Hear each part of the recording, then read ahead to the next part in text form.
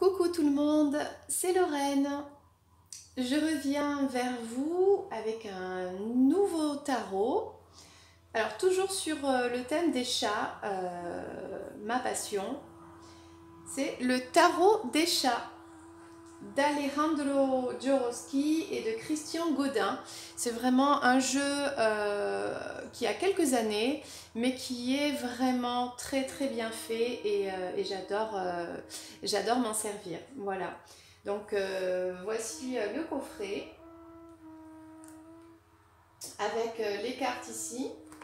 On va sortir. Hop. Et le livret.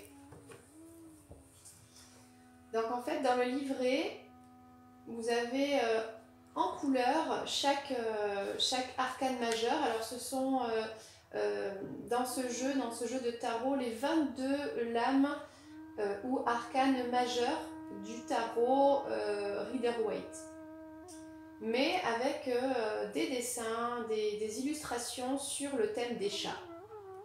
Et vous avez donc d'un côté l'illustration en couleur et de l'autre le texte. Alors franchement c'est très très bien écrit, très poétique, et avec en dessous les mots-clés qui restent fidèles au tarot Rider-Waite.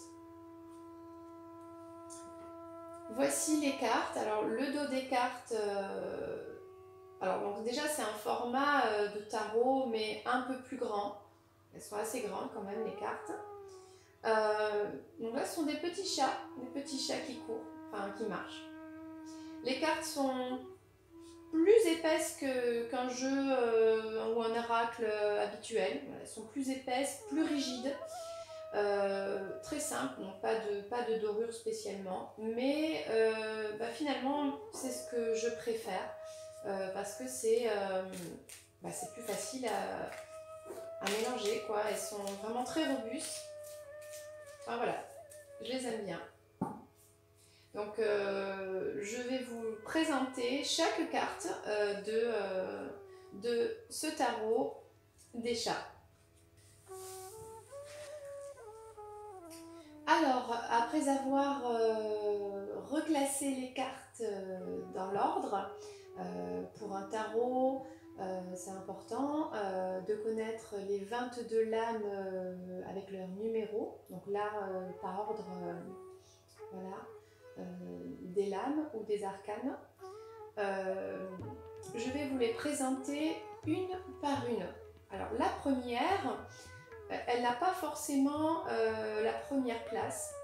Vous voyez bien, il n'y a pas de numéro sur cette carte. Donc c'est la carte du fou ou du mat. Elle peut avoir le numéro 0. Donc là, je pense que c'est le cas, puisqu'il n'y a pas d'inscription. Mais elle peut aussi avoir la place numéro 22 dans un jeu de tarot, que ce soit de Marseille ou Rider-Waite.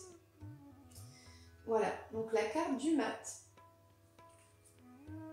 Première carte, le battleur ou le magicien.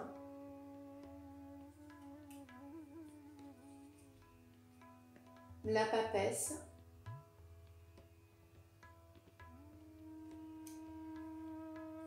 J'aime beaucoup les illustrations. L'impératrice. On voit qu'il y a beaucoup de poésie. L'empereur. Avec des chats.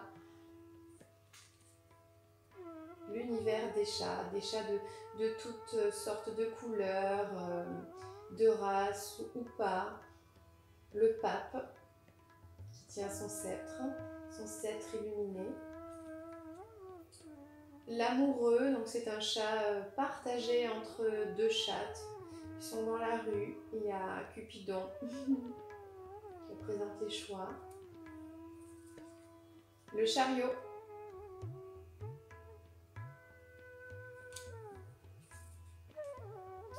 La justice.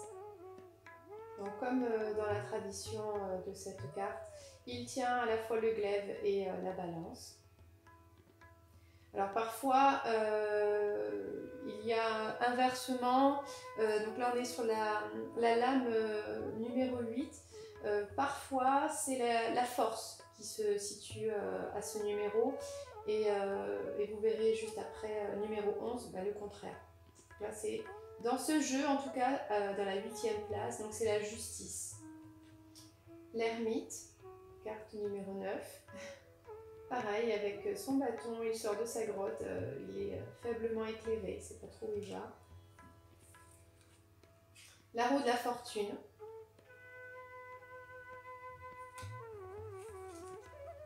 Voilà, la force. Donc ici, elle est au numéro 11. Mais j'ai souvent l'habitude d'avoir des jeux avec le contraire. La force numéro 8 et la justice numéro 11. Bon, peu importe, ce qui compte c'est l'interprétation des cartes entre elles. La carte du pendu. Donc il est suspendu par une branche.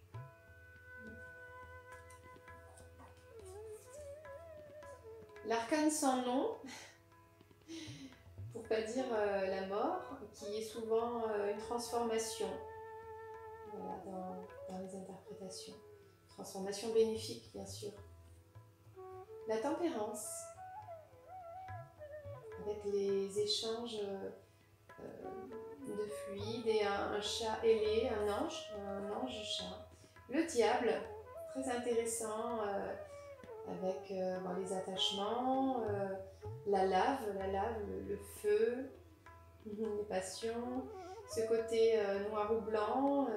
Il tire la langue, il est un peu provoquant, il fait peur, ou il veut faire peur. Voilà. La maison Dieu, les pauvres petits chats qui étaient dans l'arbre, il y a une branche qui se casse, quoi. L'arbre s'écroule. Bon, c'est peut-être quelque chose qui vient de là-haut, qu'on ne peut pas maîtriser. L'étoile, très jolie carte, vraiment magnifique. Elle a une étoile, cette chatte dans le cœur, c'est très beau. Enfin, pour moi, ça me fait penser tout de suite à la foi, quoi. La lune, avec le côté maternel, parce que c'est peut-être une maman chat avec les 2 petits bébés, ou les 3, ou les je sais pas combien, parce qu'il y en a plusieurs en fait, avec les cycles de la lune. Et même la lune, même le croissant de lune, c'est un chat, quoi. Le soleil, là pareil, hein, un beau chat persan, très lumineux.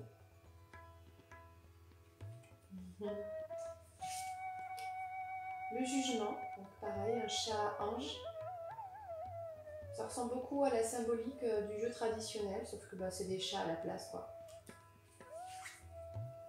Et la dernière carte pour ce jeu, le monde. Voilà. Donc c'est vraiment un tarot vraiment très sympa, très expressif et très mignon avec tous ces petits chachas. J'espère qu'il vous aura plu, qu'il vous donnera envie de faire des tirages. Je pense qu'on peut le trouver encore aujourd'hui sur internet, peut-être même d'occasion, parce qu'il est assez ancien. Ça fait très longtemps que je l'ai. C'était Lorraine, je vous embrasse et je vous donne rendez-vous à très bientôt pour une prochaine vidéo.